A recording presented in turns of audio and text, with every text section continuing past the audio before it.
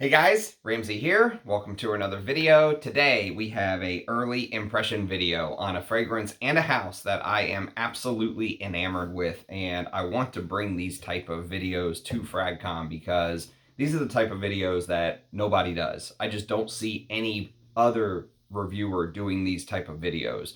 And so today we're going to talk about a fragrance that gets overlooked. Maybe one of the best perfumes no one talks about, honestly. And that's not just me hyping it up. I only wore this to bed last night, and I'm wearing it today as my scent of the day for the first time, but I am absolutely in love with this. And the worst part is I've sat on this decant for 8 or 9 months or whatever it is, a year maybe. And so it's just kind of one of the downfalls of having a lot of different fragrances to discuss on the channel. You can only get to so much, but this is from the house of Sherwood. And Sherwood is an interesting house because they share similarities with Arise Ladore in that Prakhar Gupta is the house owner. He does everything himself. He does small batches when he does his releases. So maybe he'll make 50 or 100 or 200 bottles and that's it. And then if they do another release, it would have to be like a part two. So it's very similar to the Arise Ladore model, and the ingredients are very Arise Ladore-esque, but he is in India, okay? And so it's a house that has a lot of potential, but he has also some issues. Issue is he doesn't have a website. So you can't just go to sherwoodparfums.com or something. It doesn't exist. You have to hit him up on Instagram. And there are some folks who, as soon as they hear that, they're like, nope, I'm out. I don't do social media. I'm not doing that. So there's a whole entire broad scope of clients out there that I think he could reach once he gets his website up and running, which he promised will be at the end of the year. Okay, so, or by the end of the year. So we shall see. I'm going to hold him to that. But this is called Inexplicable. And if you look at the color of the juice, gives you a little bit of a tell. Inexplicable came out in 2022. The note listing is clove, geranium, Indian cardamom, Kashmiri saffron, nutmeg, and pink pepper in the top, with cinnamon, damask rose, jasmine sambac, tobacco, tonka bean, and white ambergris in the heart, with birch, frankincense, leather, onycha shells, or onca shells. I don't know how to pronounce that. Apologies. But if you look it up, you'll easily find it. Onycha, onycha shells. We'll say onycha for the video. Sandalwood and vanilla. Okay, so this opens up with what I would consider one of the most beautiful, spicy roses I've ever smelled. Actually, the rose here gives off so many different variables. It comes across as feeling dense and thick, but also very fresh and spicy, slightly woody, and probably done in a way that I would say texture in his fragrance is a big thing in trying to describe it to you guys. The texture of the rose and just the fragrance in general feels thick and heavy. Thick and heavy and filled with spice when you first spray, but that rose note is absolutely beautiful. It takes up a lot of space in the fragrance, so the rose feels like it's all encompassing, like it's enveloping the fragrance, but the texture of the space that it takes up also feels almost like a slight licorice / molasses combination. So imagine like a rose dipped in molasses, thick and heavy and rich and dense and spicy, very, very spicy. And I feel that if you want the quick Cliff Notes version on how I would describe Inexplicable, which I don't know if you can still buy this one. Some of these, like I said, it's a one batch run, and once it's done, it's done. It's finished. So I don't know if he has any bottles left, and you would have to actually hit him up on Instagram. So I can't say this is something you can just go buy. But sometimes bottles will pop up in the secondary market, or it could be one of those deals where you put the brand on your watch list, and when his new one comes out, which I think he does have a new fragrance coming out, it may be something you'll want to consider while there are still bottles available, right? So, but if you want like the Cliff's Notes version of Inexplicable, the way I would describe this to another frag head that smelled a lot of fragrances, just imagine you take something like January Scent Project's Smolderose, which if you watched my old videos, I reviewed some of the January Scent Project videos off of decants that the brand sent me, or like a sample set or something that John Beeble sent me. The first thing that popped in my mind was Smolderose. They actually both use a spicy rose. I think January Scent Project is a little bit more cosmetic-y, but there is a slight resinous slightly cosmetic aspect to this as well, but it's much more toned down than what you get from. It's much more toned down what you get compared to the January Scent Project. And it wouldn't be far from the truth to say that this is basically like an artisanal take on Smolderose. Okay, that would not be too far from the truth. There are some ingredients in here that I think smell much more natural, even though I think John Beeble from January Scent Project uses very good and high quality ingredients. The ingredients in here are top notch. The thing about Sherwood that really has captured my attention and imagination is that they are a house that checks so many boxes for me. See, nowadays, if you watch some of my new reviews, I'm constantly saying that things are shite. The new stuff I absolutely despise. I feel like, you know, the Monopoly houses, the L'Oreals, the LVMHs, they're just like the Borg, you know, they just spread and buy up everything. There's a rumor that L'Oreal is trying to take a $3 billion stake in my ex-favorite niche brand, Amouage. And so they just, you know, like the Mist, they just kind of go and take over everything. And there's just no stopping them. You know, you can swing, you can shoot, but they just continue to expand. And so, you know, you're not going to stop the Mist, right? No matter what you do, swing your shovel, swing your bat, get your guns, it doesn't matter. The Mist is coming. And that's how a lot of these big Monopoly houses feel. And it feels sometimes a little depressing, you know, like you're like, man, shit, perfume is just, it's in the shitter right now from the looks of things. If you just go to Macy's or something like that and smell stuff, that's exactly what you will think, right? But the thing about being alive in 2024 is that there's so many of these little tiny houses that are kind of picking up the slack. And one of my subscribers, Bren, who is like an old timer on the channel, he said this, and you know what? I 1000% have come to agree with what he's saying. He says, even though that it feels like we're just in the greatest depression of a perfume market from the mainstream brands, when you really think about these little houses that are propping up and the Aries Ladores and all that stuff, then you realize that there's actually good perfume out there, but you really have to hunt it down nowadays, and you have to know where to look. You have to get past the best oud in the game while holding up a bottle of Initio's oud for grimness. You know, you have to get past all those videos, and it's almost like there's a wall of these influencers who have been given free bottles that are pushing all that crap that real frag heads for the most part hate. You just have to accept that. Very few real frag heads are going to like the stuff from Initio or, you know, Parfum de Marly or stuff like that. It is what it is, right? And so there are these houses out there, but you have to hunt. You really have to hunt it down. And once you find one, the thing about finding the house of Sherwood that's been so fulfilling for me is learning not just about the juice, because the juice is the first thing that you get to know, of course, that's the most important thing, but also the pricing. You know, nowadays when you realize Louis Vuitton fragrances are $400, MFK fragrances are pushing 400, Dior Privés are pushing 400, Rojas are 500 to 1,000 to 3,500, depending on how crazy you want to get. It's just the prices of perfume have continued to go like this. Chanel's less exclusives have gone up, right? And so finding a house where you can get 30 or 50 mils, I forget, I think this was a 50 mil bottle when it came out in 2022, and it's $80. And what you get value for money is through the roof. That's the thing about Sherwood that is just so, I think, it's so, it warms the frag head heart. Let's put it that way.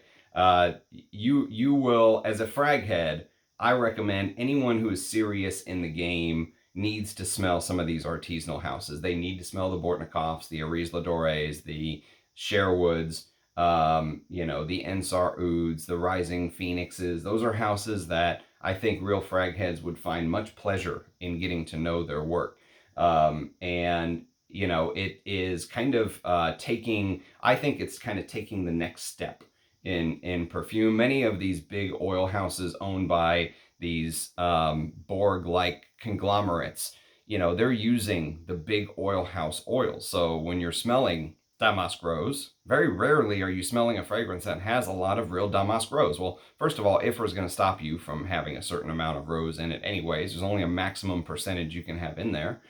But the reality of the situation is even that rose accord that you're smelling many times is an accord. It's made up of, you know, synthetic oils and all that good stuff. And there's nothing wrong with using synthetics. Perfumery in general, some of the best perfumers are magicians. They make you smell stuff that's not there. But in this last year or two of my journey, I have learned that the real thing is just so unbelievably beautiful that smelling the real damask rose as it is it's almost like, and it's almost like an epiphany. It's almost like you've been smelling, you almost feel like you've been smelling fake stuff this whole time.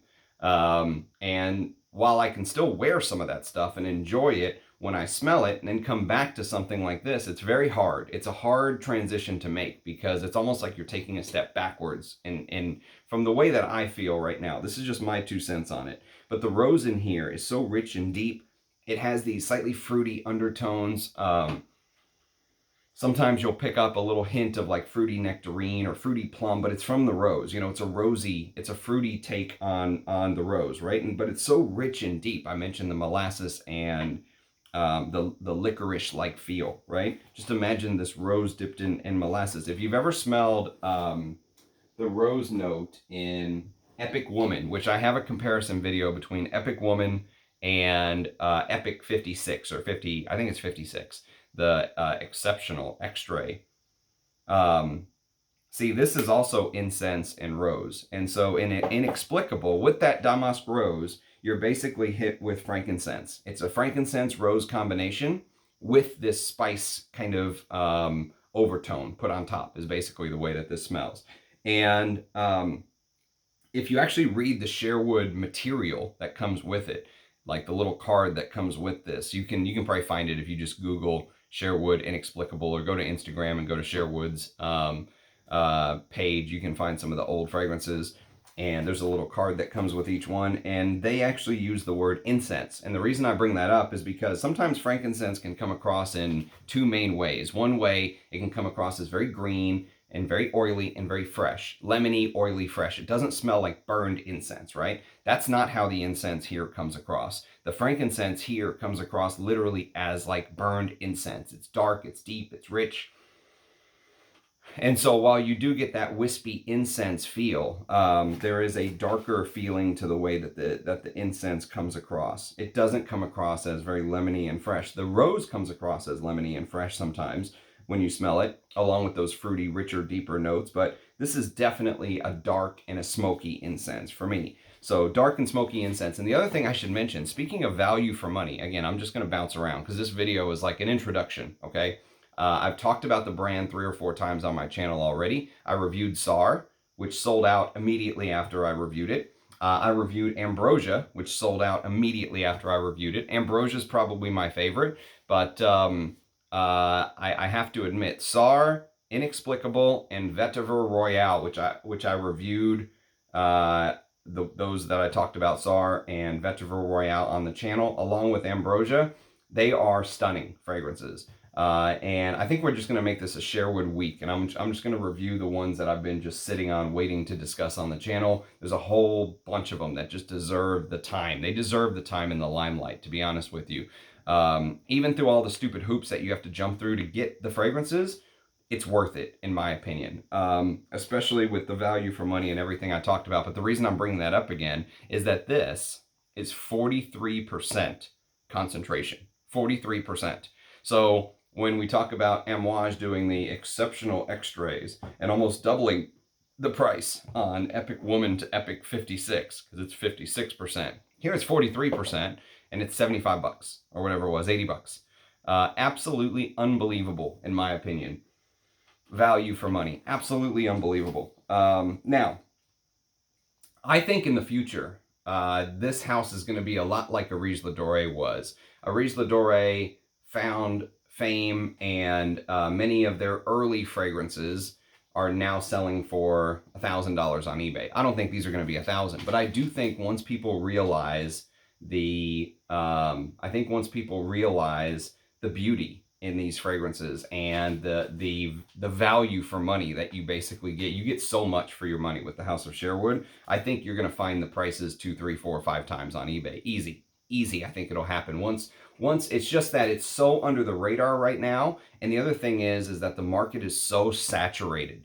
The perfume market is absolutely awash in fragrances. You could literally review 2 or 3 fragrances every single day and not make a dent. I mean, they are just pumping them out. And the reason is it's so profitable for some of these houses when you're using $2 worth of oils and you're putting it in a $10 bottle and you're selling it for 250 bucks, 300 bucks. They're making an absolute killing. So of course, it's going to bring in more investors, but I think they've overplayed their hand, honestly. I've been hearing folks who, work at MFK counters, Dior counters, Creed counters, and the traffic and the people spending that kind of money, just giving $500 to Creed or $500 to MFK or whatever it is, has drastically reduced. I think they've overplayed their hand, and the average consumer is just taking a step back. They're just saying, you know what? If they are a frag head, they're going vintage and buying, a $35 bottle of Sang Royale by Capucci, which was on eBay. One of my buddies I work with got it for 35 bucks, 50 mil, sealed, brand new. And, that gives vibes of Antaeus and Iquitos, and value for money in that vintage space is where a lot of folks are going to have to kind of pivot to. They're not going to continue to give Parfum de Marly $300 or $400 a bottle. It's just not going to happen. I think the foot traffic and people spending that kind of money, they're putting the brakes on it. They may not want to admit it. They can cover it up. But I think it's happening. I think it's already happening. Kind of like a little bit of like a rolling recession in the perfume world, if you will. So I think once people realize the beauty of a house like Sherwood, it's going to pop.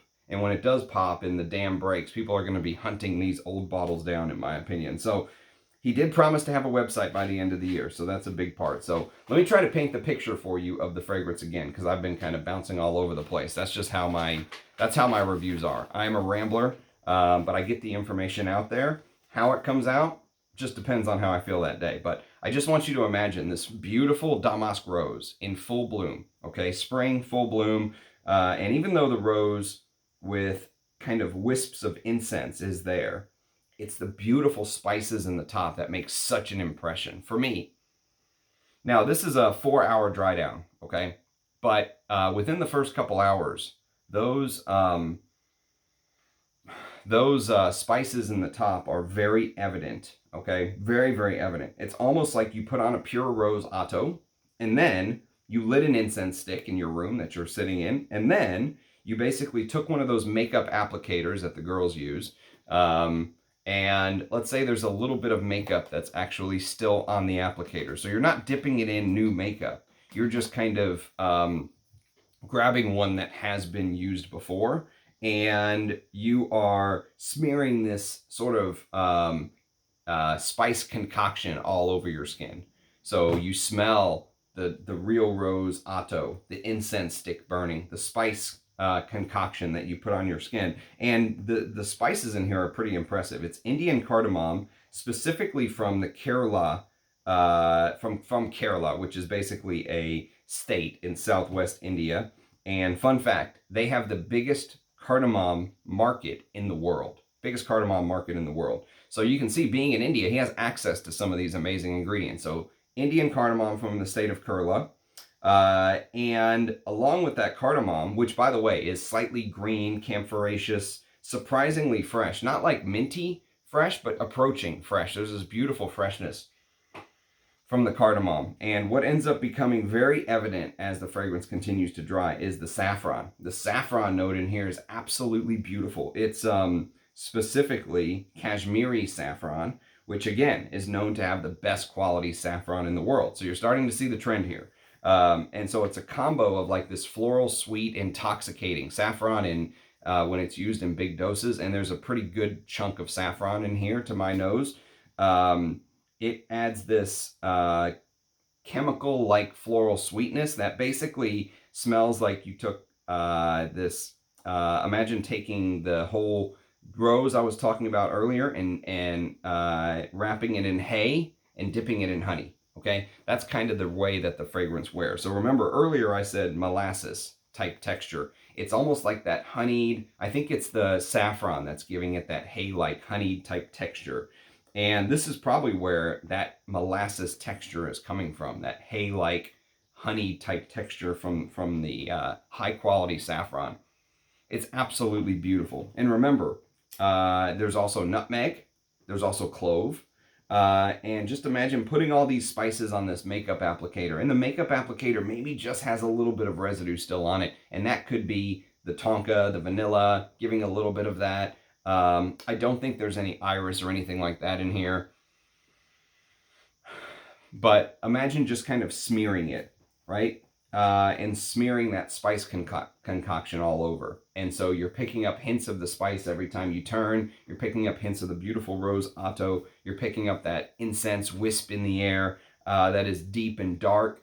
And the geranium at the top, geranium historically is green fresh kind of combination. Sometimes spicy, green fresh, depending on how it's used. But it also is rosy in nature. And I think it works in tandem with the pink pepper, which also gives off a little bit of this rosy, peppery type smell.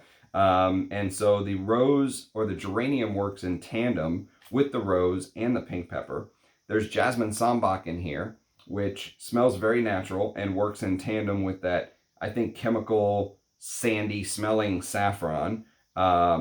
The tobacco works with the hay. There's a tobacco note in here. It works with that hay-like smell from the saffron. And finally, in the mid, there is a note of real ambergris. He uses real ambergris in his concoctions, and real ambergris here, it's white ambergris, which is basically the highest quality, but it's also the least funky of the ambergris. So it just kind of adds what I would call a 3D effect, a spotlighting effect to some of the other notes, if you will.